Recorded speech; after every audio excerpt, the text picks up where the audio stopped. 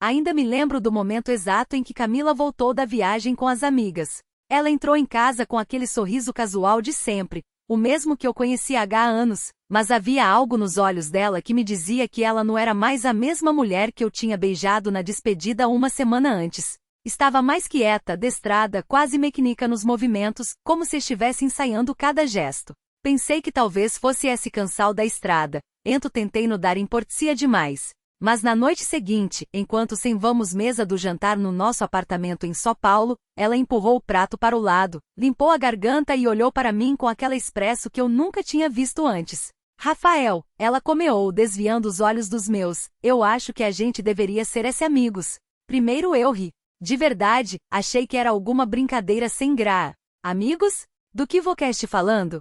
Vou que minha esposa. Os ulbios dela tremeram por um segundo antes de ela dar um leve encolher de ombros. Exatamente esse o problema. Eu não me sinto mais sua esposa. Acho que eu preciso de algo diferente, algo mais leve. Senti meu peito inteiro desabar. Era a mesma mulher com quem eu tinha construído um lar, a mesma que chorou de alegria quando eu prometi estar ao lado dela para sempre. E agora ela queria transformar nosso casamento em amizade.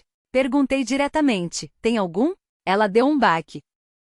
E embora rapidamente balanasse a cabeça negativamente, eu já tinha visto a verdade passar pelo rosto dela como um raio. Ela não precisou dizer nada. Os dias seguintes foram tortura pura. Camila agia como se não tivesse feito nada de errado, como se aquele discursinho de amizade fosse uma maneira madura e sofisticada de encerrar as coisas.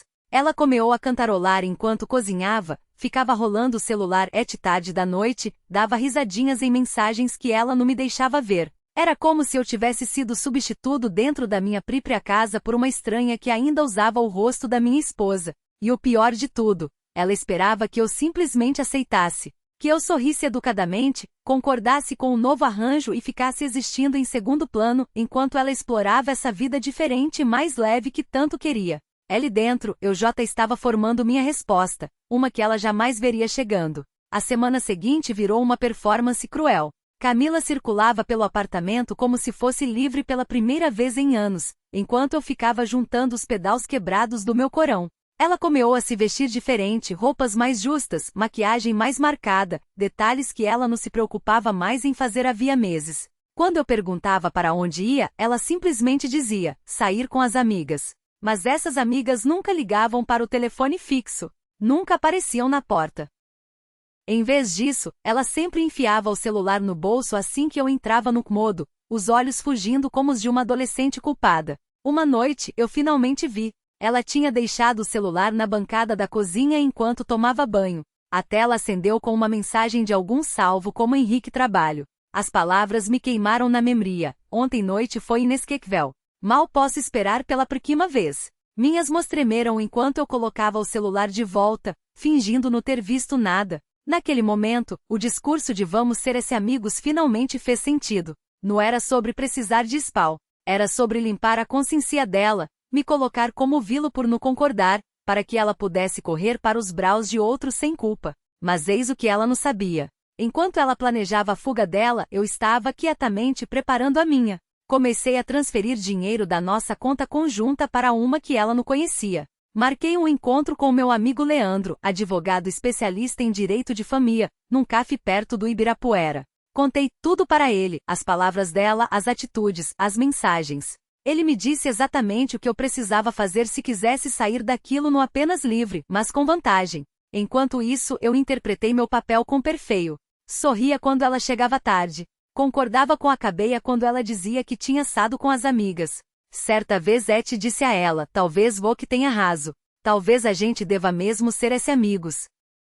E pela primeira vez em semanas eu vi ela relaxar, convicta de que me tinha exatamente onde queria. Eu não estava destruído. Eu estava esperando. Esperando o momento certo para mostrar a ela que enquanto ela achava que estava reescrevendo as regras do nosso casamento, era eu quem estava reescrevendo o final. A noite da minha revelau chegou antes do que eu esperava.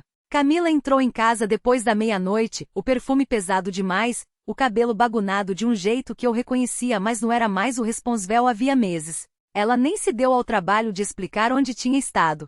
Simplesmente sorriu com ironia, jogou os sapatos perto da porta e disse, da próxima vez não fica me esperando acordado, Rafael. A gente é amigo agora, lembra? Eu acenei com a cabeça calmamente, como se as palavras dela não me cortassem por dentro. Me levantei, peguei o envelope que eu tinha guardado na gaveta da sala e coloquei sobre a mesa entre NS2. O que é isso? Ela perguntou, franzindo a testa. A sua liberdade, respondi. Dentro estava uma pilha organizada de papéis de divril, assinados da minha parte junto com evidências. Capturas de tela das mensagens dela com Henrique, registros bancários de reservas secretas em Otis em Florianópolis, fotos que um detetive particular tinha recolhido. Eu tinha documentado absolutamente tudo.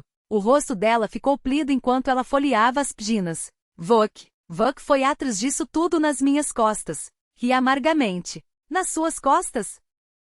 Camila, Vok destruiu nosso casamento nas minhas. Eu decidi parar de fazer o papel do idiota. Ela gaguejou, a voz quebrando. Rafael, espera. No que parece. O Henrique não significa nada. Eu me sentia sozinha. E depois da viagem, cortei. Vok queria ser amiga. Tudo bem. Amigos não dividem cama. Amigos não trocam votos. Amigos não constroem futuros juntos. Vok perdeu o direito de se chamar minha esposa no momento em que escolheu outra pessoa. Pela primeira vez, vi pânico nos olhos dela. Ela estendeu as mãos sobre a mesa, tremendo. Por favor, Rafael, não faz isso. A gente pode consertar. Eu fui espida. Eu não quis isso de verdade. Mas era tarde demais. Eu tinha retomado o controle da minha vida. Acabou, Camila. Vok queria sair, e agora tem Sada. A única diferença é que Vok não vai embora com tudo. O apartamento, as contas, o carro. Vok trocou tudo isso pela sua aventurinha. Espero que tenha valido a pena. O grito dela ecoou pelo apartamento, uma mistura de raiva e arrependimento que eu nunca vou esquecer. E enquanto eu saía naquela noite percebi algo poderoso. Vezes a melhor resposta no gritar, brigar ou implorar. Sorrir enquanto fecha a porta e deixar a pessoa que te traiu se afogar na baguna que ela mesma criou. E foi exatamente isso que eu fiz.